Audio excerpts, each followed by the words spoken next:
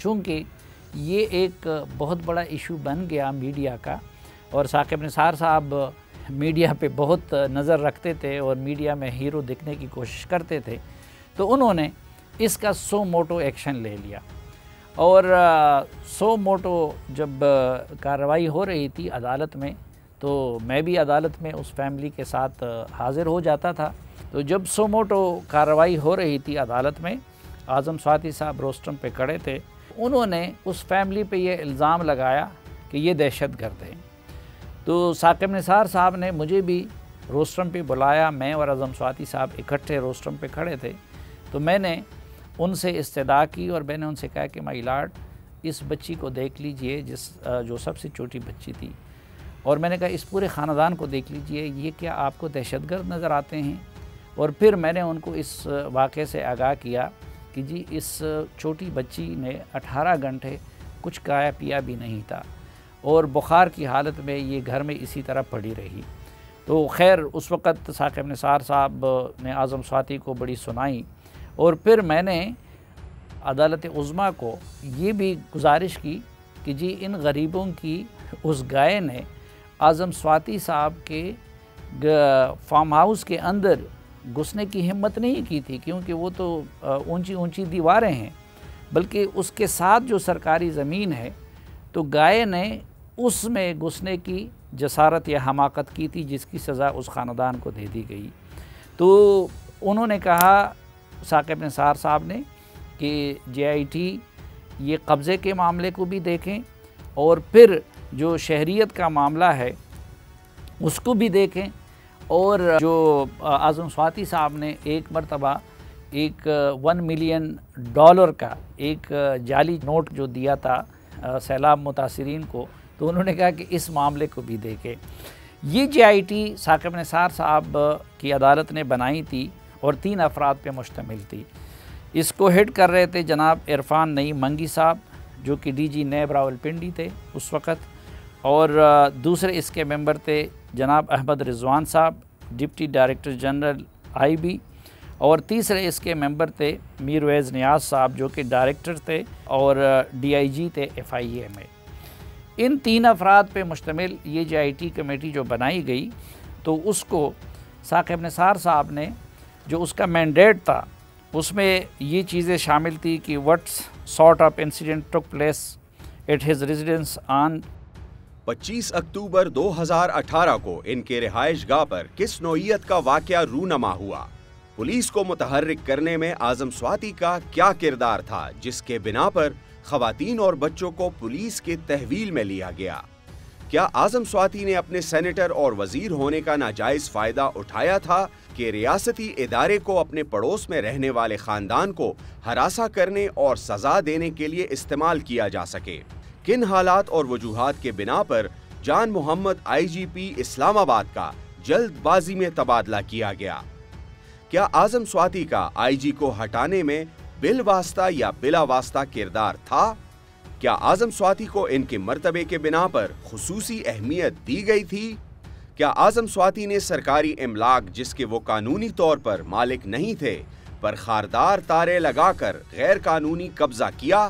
کیا اعظم سواتی کی ملکیت میں موجود پراپرٹی قانونی طور پر حاصل کی گئی یا ان کو الاٹ کی گئی، اور ایسی کسی الاٹمنٹ یا ملکیت کے قواعد و ضوابط کیا تھے؟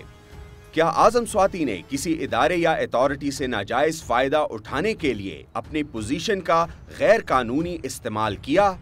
کیا اعظم سواتی کے اثاثے ان کے آمدن سے مطابقت رکھتے ہیں، اور کیا یہ قانون کے مطابق ایمانداری کے ساتھ متعلقہ اداروں کے سامنے ظاہر کیے گئے؟ کیا اعظم سواتی اپنے خلاف کچھ معاملات کے بنا پر امریکہ میں داخلے کی اجازت نہیں رکھتے ہیں، جن حقائق کا تعلق عوام سے ہے؟ تو اس JIT نے کئی دنوں تک کام کیا،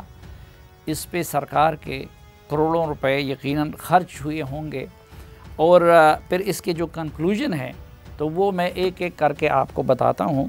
اور میں پھر عرض کروں کہ یہ JIT بنائی گئی تھی عمران خان صاحب کی حکومت میں، اور منگی صاحب کو آپ جانتے ہیں کہ نواز شریف کی جو JIT تھی اس میں بھی وہ شامل تھے، اور یہ باقی بھی دونوں बड़े बाइज़्ज़त पुलिस अफसरान हैं। तो जहाँ तक पहले वाक़े का कंक्लूजन इन्होंने ड्रा किया है, मसलन आज़म स्वाति साहब ने उधर ये कहा था कि ये फैमिली दहशतगर्द है, तो कंक्लूजन ये है कि after considering the oral and documentary evidence available on record so फार, तमाम ज़बानी और दस्तावेजी सबूत की रोशनी में JIT की राय है कि स्वाति ख़ानदान और इनके मुलाजमीन का गाय के हवाले से मौक़िफ़ में कोई हकीकत नहीं और झूठ पर मबनी है। ये मनगढ़ंत, मुतज़ाद और हकीकत के बरखिलाफ है। ये मैं नहीं कहता, ये वो JIT कहती है आज़म स्वाति साहब के बारे में। More over, Mohammad Azam Khan Swati senator, federal minister for science and technology Pakistan was given special treatment by the relevant authorities. जबकि मोहम्मद आज़म खान स्वाति, जो सेनेटर और वफाकी वजीर बराए साइंस और टेक्नोलॉजी हैं, को इस मामले में मुतल्लिका इदारों की जानिब से खुसूसी अहमियत दी गई।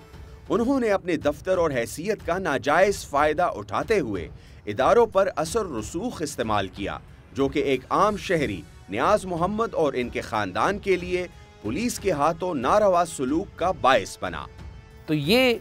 मैं नहीं कहता, ये JIT कहती है, जो साकिब निसार साहब ने बनाई थी, कि नंबर 1, आज़म स्वाति साहब ने अपने इख्तियारात का नाजायज़ इस्तेमाल किया, पुलिस को इस्तेमाल किया, और उस ख़ानदान के बारे में उनका जो दावा था तो वो दावा गलत था। और फिर यहाँ पे एक और जगह पे इसी JIT में लिखा गया, मसलन इसने ये कहा कि उस वक़्त शोर मचाया हुआ था कि जी पूरे इमरान ख़ान भी मुतहर्रिक थे, शहरयार आफरीदी भी मुतहर्रिक थे, और उस वक्त ये बहाना बनाया था कि इन गरीबों ने मेरे घर पे हमला किया है। तो उसके बारे में IG ने ये बयान दिया था कि जब मैंने अपने DIG ऑपरेशन से पूछा कि आप जाके पता कर लें कि क्या वाकई ऐसा हुआ है,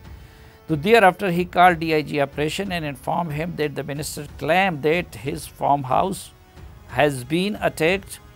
आज़म स्वाति के बेटे ने DIG ऑपरेशंस को फ़ोन करके बताया कि मिनिस्टर के घर पर हमला किया गया है और किसी अहलकार को मौके पर रवाना किया जाए। इसके जवाब में DIG ऑपरेशंस ने IG को बताया कि कोई हमला नहीं हुआ, जबकि आज़म स्वाति के गार्ड्स का इनके फार्म हाउस के साथ रहने वाले अफराद के साथ झगड़ा हुआ है। IG की स्टेटमेंट के मुताबिक जब उन्होंने DIG को वहाँ पे भेजा तो उन्होंने उनको बताया कि जी आज़म स्वाति के घर पे कोई हमला नहीं हुआ है। अब आ जाएं दूसरा जो मैंडेट था कब्ज़े की मामले का। कब्ज़े के बारे में ये फिर मैं ये नहीं कहता, ख़ुद ये जो साकिब निसार साहब की अदालत के हुक्म पे मंगी साहब की सरबराही में जो कमेटी बनाई गई थी, तो उस कमेटी की जो कंक्लूजन है वो ये है कि क्वेश्चन, क्या आज़म स्वाति ने खारदार तारे लगाकर सरकारी इमलाक पर नाजायज़ कब्जा किया है? आंसर क्या है, इसका जवाब क्या है, ज़रा मुलाहिज़ा कीजिए। Yes, Mohammad Azam Khan Swati has encroach upon government property. जी हाँ, आज़म स्वाति ने CDA की सरकारी ज़मीन पर नाजायज़ कब्जा कर रखा है। आज़म स्वाति के ज़ेर कब्जा ज़मीन का कुल रकबा 12.69 कनाल है, जिस पर खारदार बाड़ लगाई गई है और फिश फार्म तामीर किया गया है,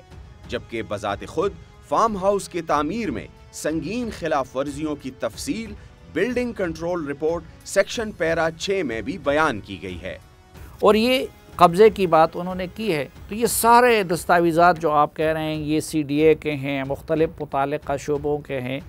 और ये सारे उसके ख़रीद फ़रोख्त के मामलात के हैं। तो ये तमाम वॉल्यूम उसके साथ ये 2 वॉल्यूम जो है ये उस के मुतालिका दस्तावेज़ात पर मुश्तमिल हैं। इसको आप मुलाहिज़ा कर सकते हैं। ये सारी चीज़ें इसमें जो हम मुमकिन हो सके आपको स्क्रीन पे दिखा देंगे।